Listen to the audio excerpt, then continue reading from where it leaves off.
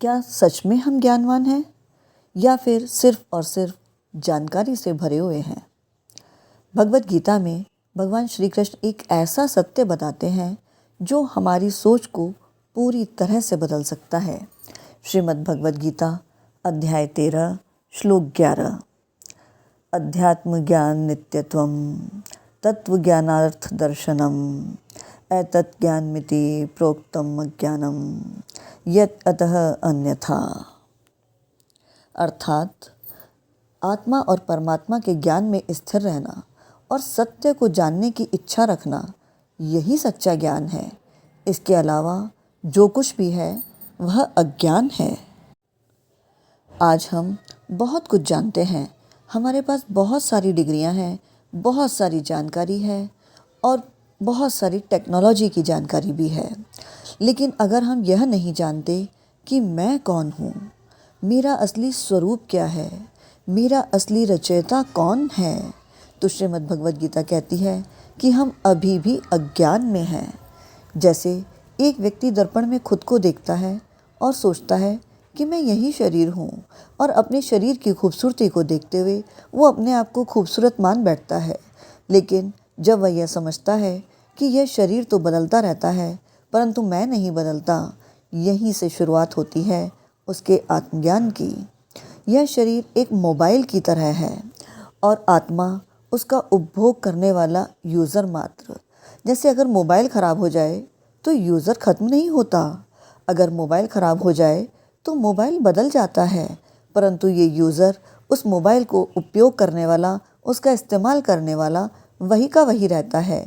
हम अपने दैनिक जीवन में नित्य प्रतिदिन नए मोबाइल को बदलते रहते हैं।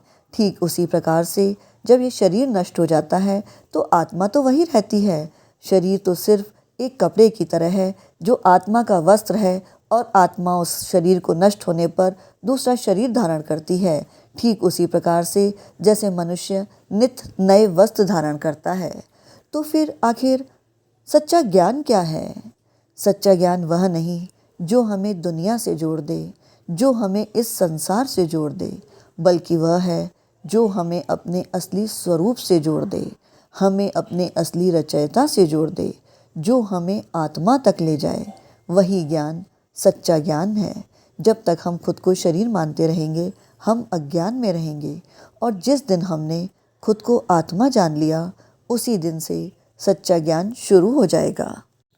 जब साधक अपना लक्ष्य ठान लेता है कि उसका एकमात्र लक्ष्य है परमात्मा प्राप्ति, तो उसके इस लक्ष्य को ठानने मात्र से ही, दृढ़ निश्चय मात्र से ही उसके दुर्गुण और दुराचारों की जड़ कट जाती है, और साधना के साथ नित्य प्रतिदिन दुर्गुण और दुराचारों का नाश होने लगता है, और अंततः दुर्गुण और दुराचार बिल्कुल समाप्त हो जाते हैं और साधक को परमात्मा प्राप्ति का अनुभव हो जाता है।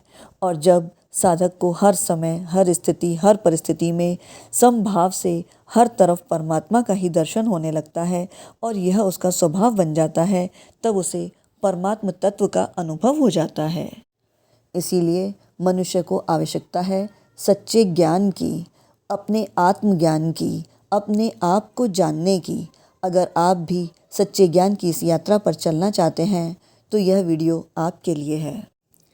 इसी प्रकार की ज्ञानवर्धक जानकारी के लिए हमारे चैनल पर बने रहें, क्योंकि यहाँ हम सिर्फ आपको जानकारी नहीं देते अपितु आपको ज्ञान से जोड़ने का प्रयास करते हैं। हमारा लक्ष्य है कि इस विश्व में हर तरफ, हर समय, हर ओर सिर्फ और सिर्फ ज्ञान का ही प्रकाश फैले, और ज्ञान का प्रचार करके हम सभी को सच्चे ज्ञान से जोड़ सकें और आत्मज्ञान की ओर अग्रसर कर सकें। वीडियो को पूरा देखने के लिए सभी व्यूअर्स को बेहद का परम धन्यवाद। बेहद की परम मां शांति।